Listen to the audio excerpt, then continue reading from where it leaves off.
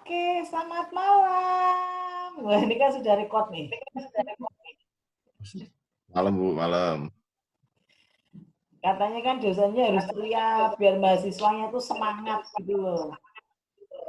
Semangat 45. Hajar, Chris. Dasar penataan ruang Hajar. dalam. Nah, Anda ketahui ruangan itu ya 125.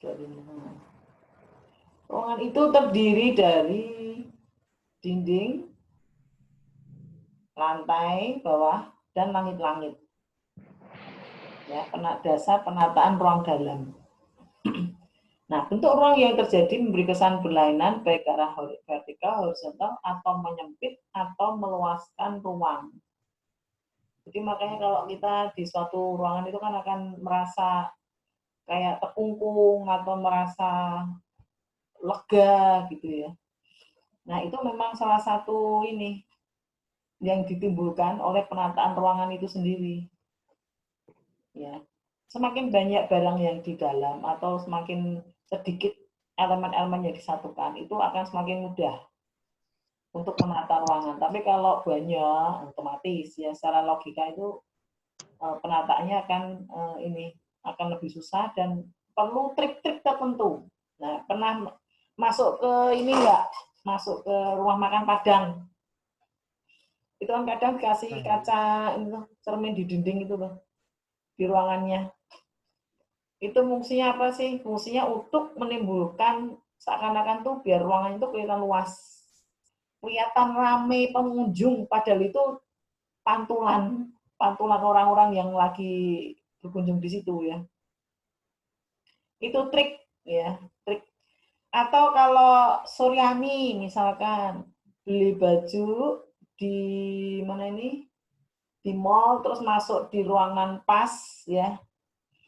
Itu kan kita pasti nggak cowok nggak cewek ya, pasti di situ kalau kita masuk di ruangan itu ya yang kecil itu pasti wajah kita kelihatan cakep, kelihatan cantik, kelihatan langsing ya.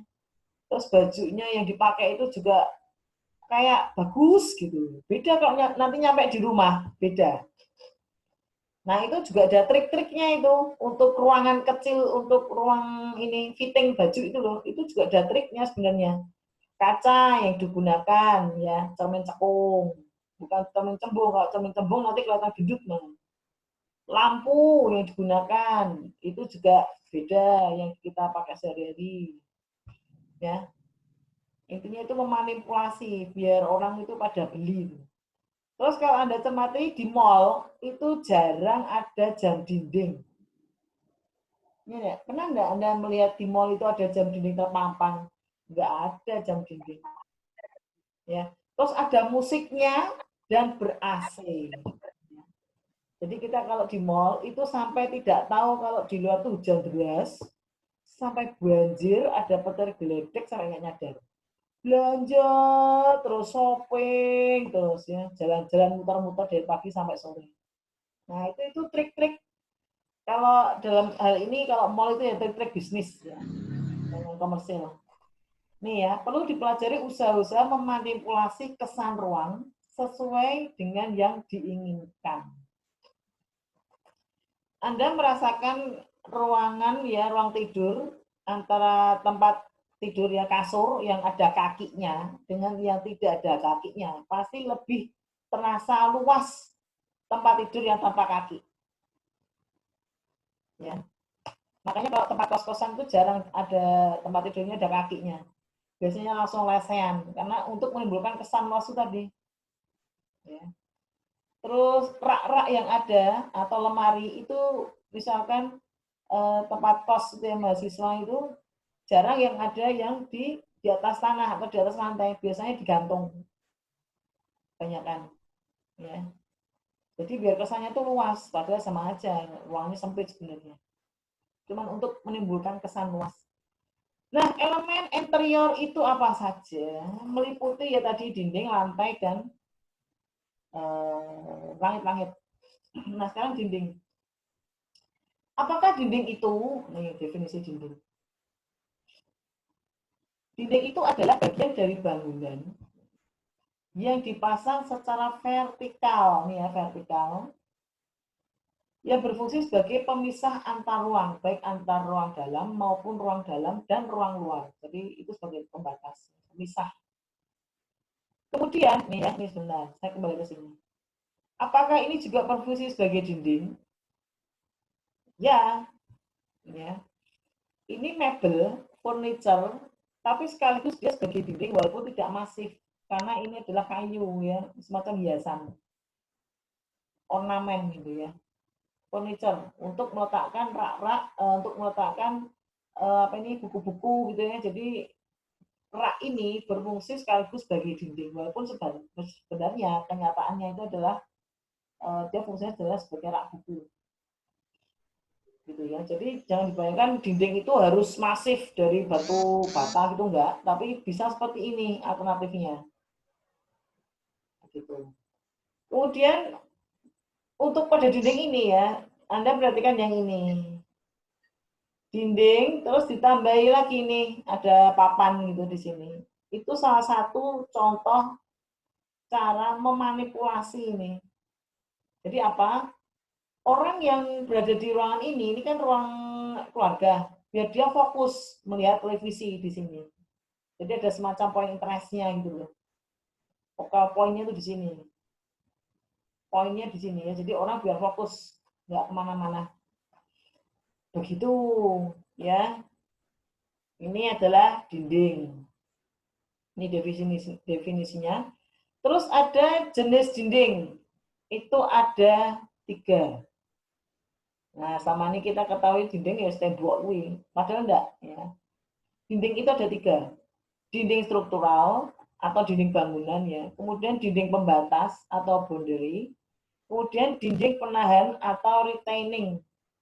Nah, apakah ini ya dinding struktural, dinding pembatas maupun dinding penahan itu ini? Nah, ini.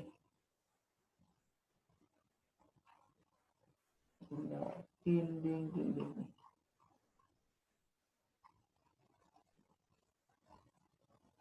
Ini ya. Nah, dinding itu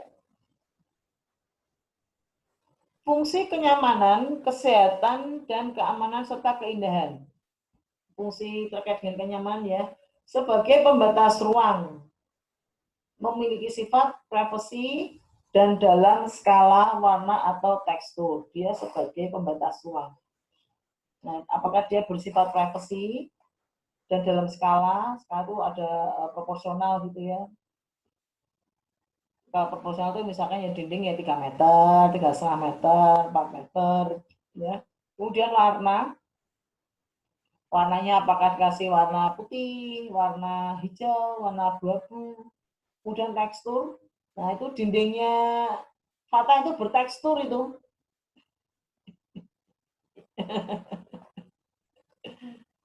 Ya, malah alami kesannya nih.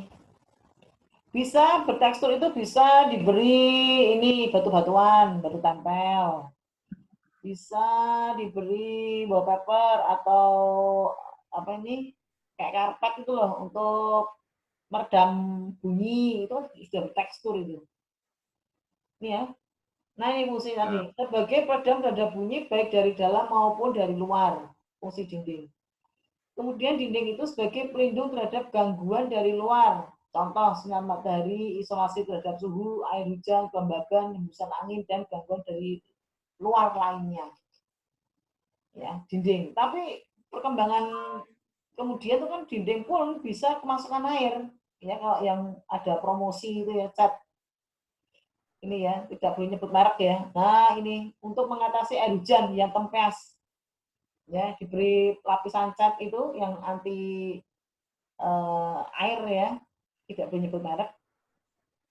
Yang itu memang kenyataannya memang bisa untuk mengantisipasi air biar tidak masuk ke sela-sela dinding. Jadi itu kan cat itu kan kayak kenyal gitu, kayak karet. Ya, begitu dioleskan, itu hasilnya itu kayak karet, lentur gitu.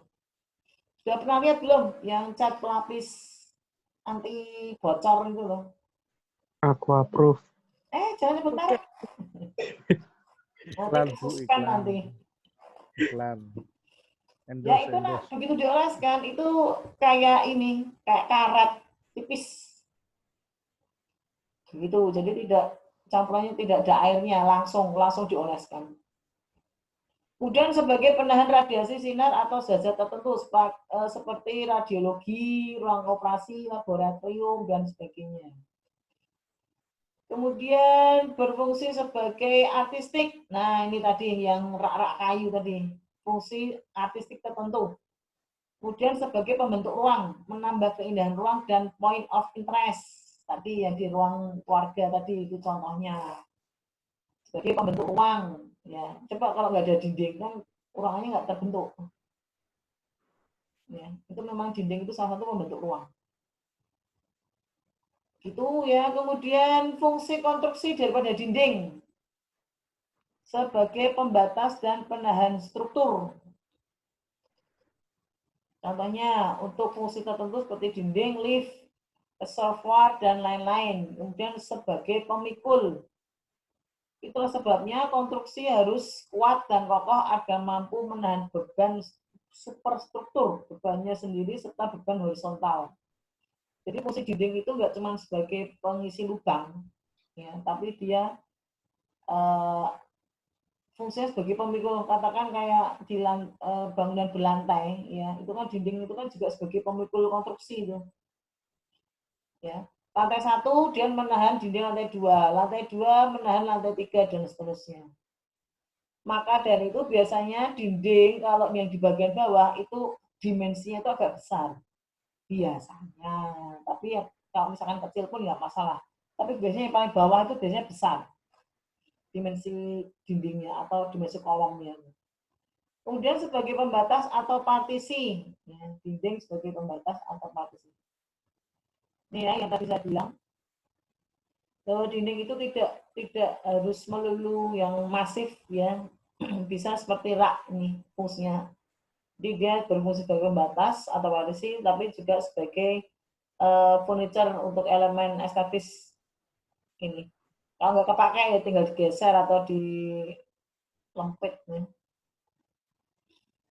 Biar tidak merasa terkungkung gitu. Kadang kan kalau sekitar kita tembok melulu tembok kanan kiri atas bawah tembok itu kan kayak orang ini ya, terkucil di dalam, terkungkung di dalam. Kalau seperti ini kan enggak.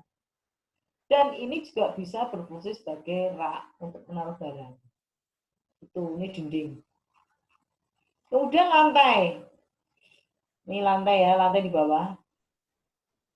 Coba Anda perhatikan, ruangan ini kita akan merasakan lega di sini. Kenapa? Ada yang tahu enggak? Kenapa kok ruangan ini terasa lega, terasa luas? Bentuk lantainya. Ya, terutama unsur lantai. Lantai yang digunakan, keramik nih ya, itu ukuran 1 meter x 1 meter. Itu pasti itu, kesannya luas. Ya, beda ya, bila keramik yang digunakan itu ukuran 15 x 15 atau 10 x 10 kayak di kamar mandi itu. Ya. Umum itu kan keramiknya itu 30 x 30 ukurannya. Tapi begitu Anda memasukkan keramik ukuran 1 meter x 1 meter, wah itu langsung berubah drastis itu. Kesannya akan beda sekali. Ya. Dibanding yang 30 x 30. Memang tapi lebih mahal, jatuhnya lebih mahal memang harganya. Nah, kemudian tampak luas lagi ya, warna dindingnya abu-abu, cenderung ke putih. Terus dinding vertikalnya ada kotak-kotak juga ini untuk mempertegas bentuk.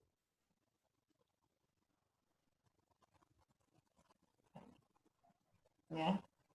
Terus kemudian biar luas, kelihatan luas ya, ada kursi duduk yang seakan-akan bergelombang. Ini unsur irama di sini.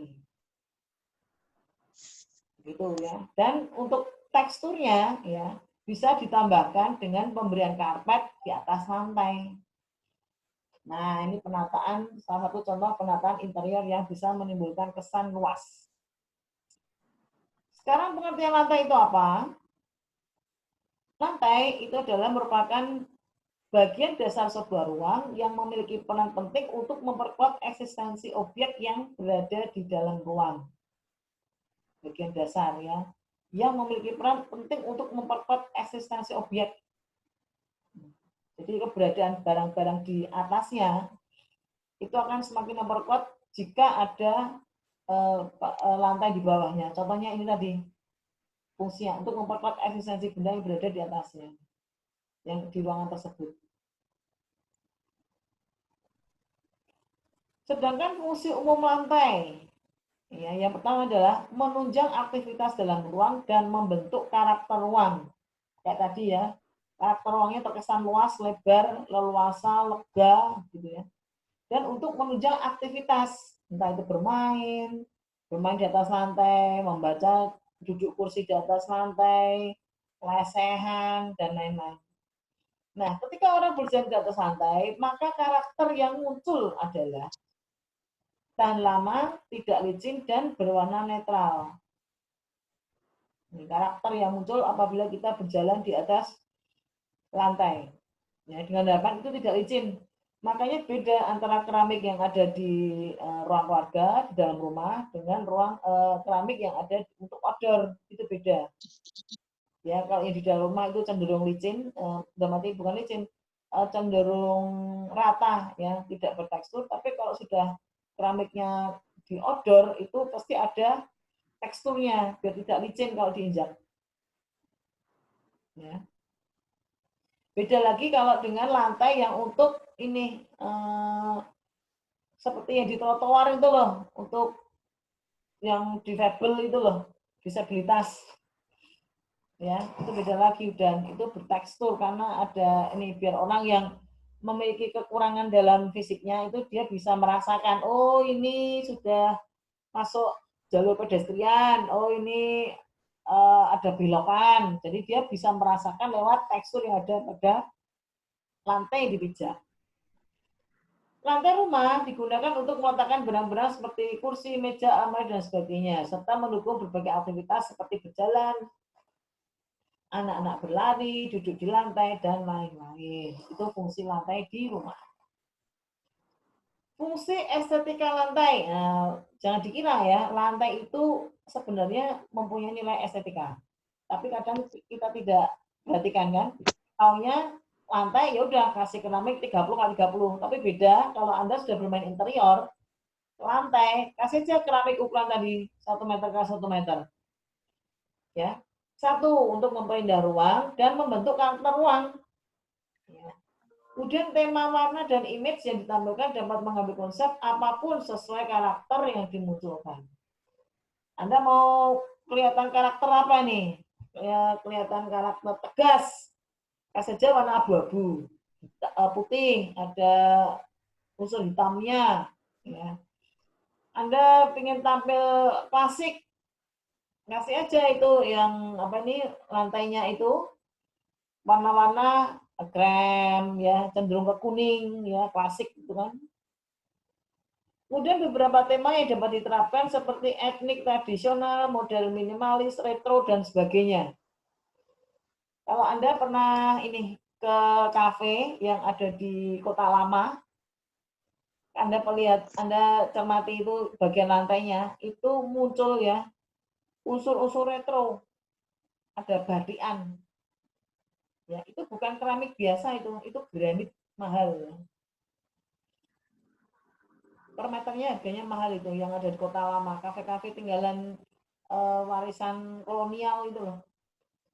Ada motif-motifnya. Nah, itu mahal itu. Itu kan sekarang kan direproduksi ya, di orang-orang pada bikin karena itu laku di pasaran, makanya orang memproduksi banyak, memproduksi massal keramik dengan motif seperti ini bangunan kolonial. Fungsi struktur lantai. Yang pertama itu, lantai memiliki peran penting mendukung beban-beban langsung dari barang-barang dan aktivitas di atasnya. Ini, aktivitasnya apa tadi? Kita berdiri, kita duduk, anak-anak bermain, orang berjalan, ya itu semuanya di atas lantai. Itu lantai ya. Sekarang langit-langit. Nah, ini coba Siapa yang bisa menerka tema apa sih yang mau ditampilkan di sini interiornya? Ombak. Hah? Modern. Ya semua modern. Pesannya apa nih? Ini tempat Laut. duduk. Ini tempat duduk. Anda lihat nih langit-langitnya nih. Angkasa. Oh, Kesannya kayak di kapal. Itu temanya tentang laut. Laut, Pesisir, kapal. pantai ya. Ini gelombangnya. Ini gelombang. Pantai, Bu, pantai. Ya enggak? Ini apa ini Ke kira-kira pantai nih? yuk. Ke Ke pantai yuk. pantai yuk. Stres ya di rumah ya. Pengen jalan-jalan ini. Aduh, lama di rumah ya.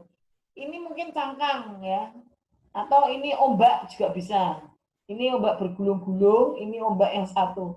Dan yang lainnya kecil-kecil ini kayak kerang-kerangan kecil ya. Siput-siput laut atau apa ini biasanya. Dan untuk memperkuat karakter ruangan ini ya, Anda perhatikan di sini ada anak tangga ini. Ya, salah satu cara memanipulasi ya, untuk supaya ruangan itu terlihat fokus, terlihat megah, terlihat mewah, terlihat poin ya, poin interestnya, itu Anda bisa solusinya itu dinaikkan. Nah makanya apa ini panggung-panggung, kalau orang mau manggung ya pasti berada di atas panggung, panggungnya, karena biar orang itu ini fokus lihat ke depan, karena dia lebih tinggi dari yang nonton. Biasanya gitu. Jadi kalau Anda punya rumah, biar kelihatan gagah, mewah, walaupun rumah Anda kecil misalkan ya, naikkan aja 1 meter rumah Anda itu pasti sudah kelihatan gagah itu di antara tetangganya. Ya, begitu Anda menaikkan level lantai, itu objek itu akan terlihat langsung, kelihatan megah, kelihatan gagah, kelihatan kokoh gitu ya. Beda dengan yang tidak ada ketinggian ini, nggak ada ketinggian levelan lantai, nggak ada, beda. Ya. Nah, ini kemudian langit-langit, fungsi atau definisi langit-langit, yaitu ya pengertiannya elemen interior yang berada di bagian atas dengan peran menaungi fungsi-fungsi di bawahnya. Jadi kayak dia menaungi sebagai payung, biar nggak kehujanan, biar nggak kepanasan. Menaungi fungsi-fungsi yang di bawahnya. Misalkan di sini aktivitas duduk-duduk, aktivitas belajar, aktivitas makan, kalau ini pujasera, ya dan sebagainya. Fungsi langit-langit, yaitu satu sebagai pembatas antara ruang atap dan ruang aktivitas di bawahnya. Ya, Anda bayangkan kalau ruang atap itu tidak ada pembatasnya, jadi langsung kelihatan rangka usuk, boarding, gendengnya kelihatan ya. Nah itu ini tidak ada batasan itu. Tapi ada yang menyukai ya, ada yang menyukai biar kesannya natural ada. Jadi atapnya itu sengaja tidak tutup. Di bawah atap tuh loh, itu tidak ditutup, nggak ada plafon, langsung kelihatan atap, ada seperti ini. Kemudian untuk menutup kesemrawutan dalam ruang atap, contohnya simpang siur konstruksi, ya, kabel-kabel, pipa mekanikal dan elektrikal dan sebagainya, itu ditutup. Plafon itu fungsinya. Kemudian sebagai penahan panas dari atap agar tidak jatuh langsung di ruang bawahnya. Iya. Jadi kalau kita punya rumah yang tidak ada plafonnya, itu panas terik, hujan itu akan terasa sekali. Beda dengan ada penambahan plafon. Ya. Bahkan plafon pun itu perkembangan teknologi bahan bangunan sekarang